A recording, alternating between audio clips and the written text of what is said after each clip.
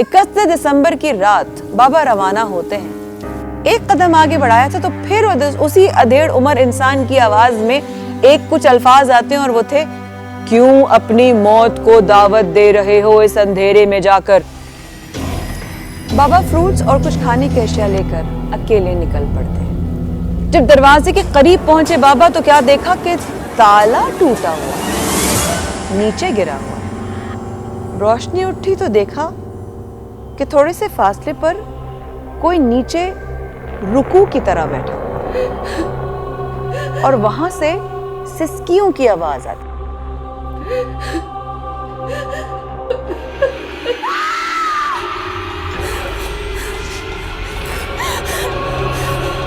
जब बाबा ने रोशनी की थोड़ी तो जब सिसकियों की आवाज आई तो घबराए इस बात से कि मैं अकेला हूं इस घर में, इस रात के पहर जो दरवाजा मैं बंद कर चुका हूं, उस दरवाजे से ये कौन आई है जिसकी सिसकियों की आवाज मुझे आ रही है। 2 कदम बाबा ने आगे बढ़ाए तो उसकी सिसकियों की आवाज और ऊंची हो गई। बाबा घबराए, 2 कदम पीछे लिया और सोचने लगे, ये कौन है, ये कहां से आई, ये क्या चीज है। अजीब और गरीब ख्यालात ने बाबा के दिमाग में जगह करना शुरू कर दी। और फिर उसके बाद बाबा ने डरी हुई कैफियत में पूछा कि ए औरत, तू कौन है।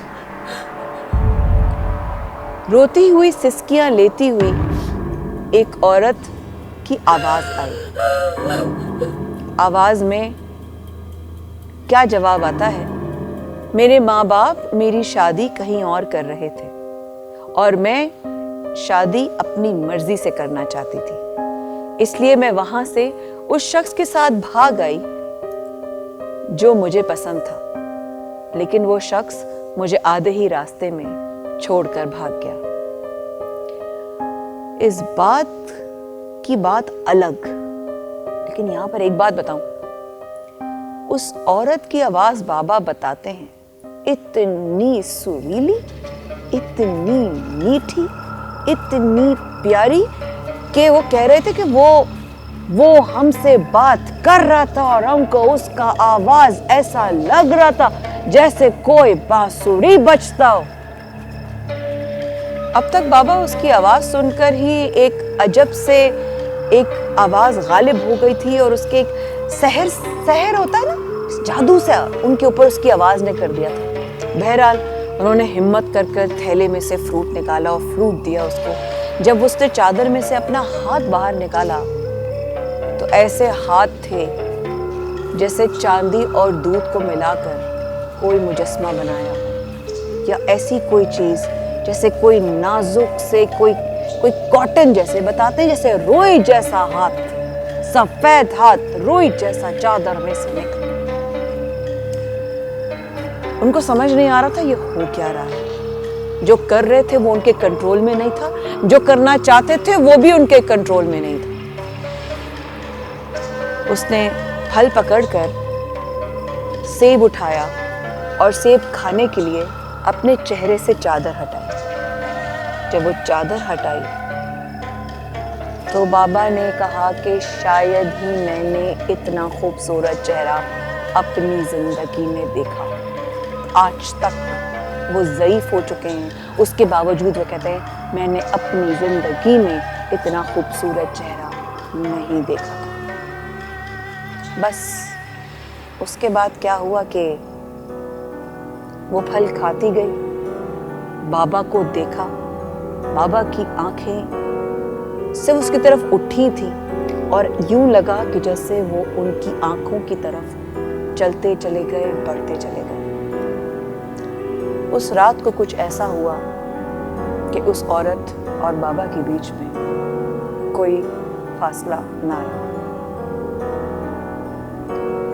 बाबा की आंख कब लगी, सुबह कब हुई, नहीं मालूम। बाबा की जब आंख खोली तो सुबह हो चुकी थी, धूप चढ़ चुकी थी और बाबा जब उठते हैं तो उनको समझ नहीं आया कि पिछली गुजरी हुई रात में उनके साथ हुआ क्या है। घबरा कर उठते हैं कि मैंने कहीं ख्वाब तो नहीं देखा था। पलटते हैं तो देखते हैं कि वही औरत उनको एक टिक देख रही थी। बाबा ने कहा कि तुम कब उठी? तो उस औरत ने अपनी बकौल बाबा के बांसुरी जैसी आवाज में जवाब दिया, मैं सोई ही कब थी। बाबा ने कहा, तो तुम मुझे जगा देती। जवाब आता है, अपने महबूब को तकलीफ नहीं देते।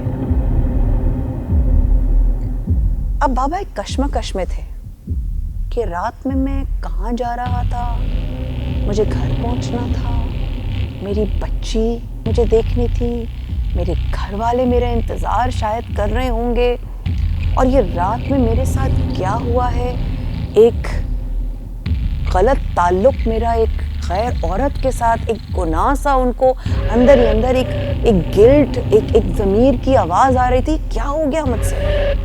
लेकिन बाबा के अल्फाज कि मुझे समझ नहीं आ रहा था मेरे साथ हो क्या रहा है। उस औरत ने कहा कि अभी मैं जा रही हूं। जब बाबा ने कहा कि कहां जा रही हो, तो कहने लगी कि मैं शाम तक आ जाऊंगी, तुम भी आ जाना। बाबा के जहन में अब तक और दिमाग में और दिल में इस औरत को अपनाने का और इसको ये वाला घर देने का पूरा प्लान बन चुका था, क्योंकि जाहिर है एक गलत कदम उठ गया था। तो बाबा ने कहा इस गलत को सही करना बनता है। तो बाबा ने सोच लिया था उसी लम्हे कि ये घर मैं इसको दे दूंगा और अपने बीवी बच्चे जो मेरे हैं पहले उनको उस वाले घर में रखूंगा।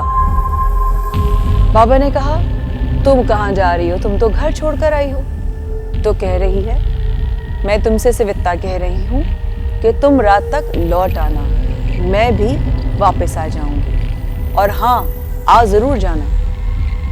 और इतना कहते हुए वो औरत चादर में से अपना कदम जमीन पर रखती है। जब जमीन पर उसने कदम रखा, यानी कि वो एक चुड़ैल निकली,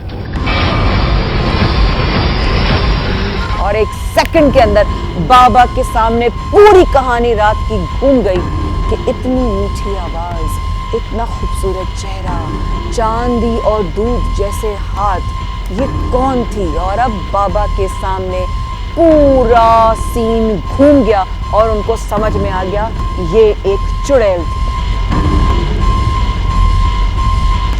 और वो चुड़ैल एक अपनी शैतानी कहके के साथ हा हा हा करती हुई उठ खड़ी हुई और उसने कहा बाबा से, हम किसी से इतना करीब होते नहीं हैं, और अगर हो जाते हैं तो फिर छोड़ते नहीं हैं, इसलिए कह रही हूं कि रात को वापस आ जाना, वरना तुम्हारी मौत मेरे हाथों जरूर हो जाएगी। और ये कहती हुई वो चुड़ैल कह के लगाती हुई,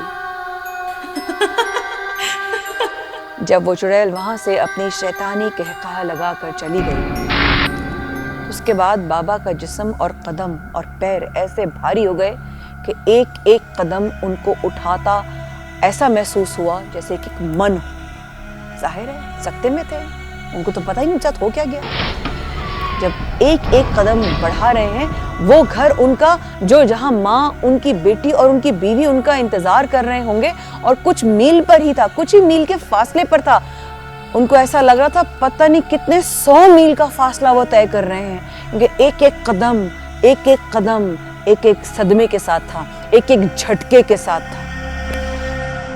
जब बाबा अपने घर के दरवाजे से पहला कदम अंदर रखते हैं, अंदर जब आंखें उठा के देखते हैं तो सामने माँ बर्तन धो रही होती है, और देखते ही बाबा के अंदर एक कपकपी सी जारी होती है और उनके जैसे आंसू निकल पड़ते हैं। माँ ये मंजर देखती है कि मेरा बच्चा दरवाजे पर रुक क्यों गया, और बर्तन गिराकर वो भागती है, लपकती है अपने बेटे की तरफ, उसको एकदम से गले लगा लेती हैं।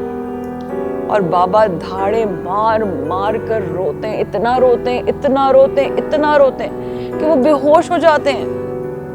बेहोश होने के बाद कुछ टाइम के बाद उनको होश आता है तो वो अपने आप को बिस्तर पे पाते हैं। शायद घर में से किसी ने उठाकर उनको बिस्तर पर लटा दिया होगा, और जब वो उनको होश आता है तो एकदम से सारा मंजर दोबारा से झटके की तरह इनको याद आता है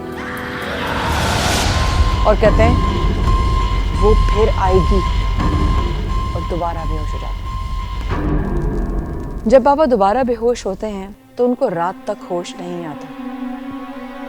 वो अपने ही घर में होते हैं, लेकिन उनकी माँ, उनकी बीवी और उनकी बेटी थोड़ा दूर होते हैं। रात काफी हो चुकी होती है और आहट सी महसूस होती है, और उसी आहट से बाबा की आंख खुलती है। बाबा की आंख खुलती है तो क्या देखते हैं कि वही चुड़ैल एक बार फिर उनके सामने,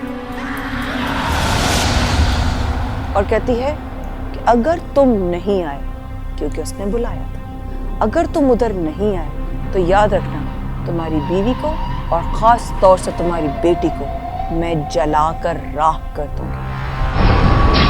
बाबा बहुत घबराते हैं और ये कहकर वो चली जाती है। इंतहाई कपकपाई के आलम में उनकी माँ जब उनको वापस आकर कमरे में देखती है कि बेटा क्या हुआ, और अब जाकर पूरी जब जिस्म उनका कांप चुका है, ठंडे पड़ चुके हैं, खौफ के आलम में हैं, पूरा वाक़या अपनी वालदा से बयान करते हैं। वालदा उनके ख़ानदान, उनके गांव में एक बहुत बड़े कोई आमिल थे, उनसे राब्ता करती हैं। उनके पास बाबा को ले जाया जाता है।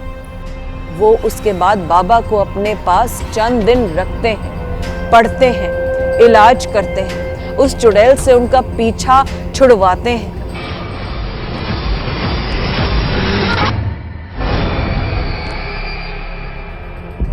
और अपने पास रखकर तौबा करवाते हैं कि तुमसे जो गुनाह हुआ है उसकी तौबा करो। उसके बाद बाबा का चंद अरसे तक इलाज होने के बाद बाबा बेहतर फील करने लगे, तौबा की, नमाज की पाबंदी की, अपने घर वापस आए, माँ से दुआएं ली और वापस शहर की तरफ अपनी ज़िंदगी, जिसमें उनकी नौकरी थी और घर वालों की कफालत थी, वो उसमें लौट गई। बाबा की इस कहानी से मैंने जो सबक लिया वो मैं आपसे शेयर कर लेती हूँ कि अगर कोई सियाना, कोई बड़ा या कोई एक समझदार इंसान आपको कहे कि रात के वक्त में सफ़र मत करो, तो उसकी बात मान लीजिए, क्योंकि अल्लाह पाक का निज़ाम है कि दिन काम के लिए बनाया है, रोशनी में तिजारत करो, उसने अपने हबीब की सुन्नत ही इसी में रखी है। और ये भी तो सुना है कि रात में बलाएं और दूसरी मखलूक़ात बाहर निकलती हैं, तो हमको एहतियात करने की ज़रूरत है। अगर आज आपको हमारे इन बाबा की कहानी पसंद आई हो तो ज़रूर इस कहानी को लाइक कीजिएगा, लोगों के साथ शेयर कीजिएगा, ताकि उनको भी कुछ आगाही हो सके, और कमेंट देकर हमें ज़रूर बताइएगा कि आपको ये कहानी कैसे लगी। और अगर आपको लगता है कि ऐसी कोई कहानी, कोई सच्चा वाक़या जिससे आप खुद गुजरे हों, तो हमें हमारे ईमेल पर ज़रूर बताइएगा।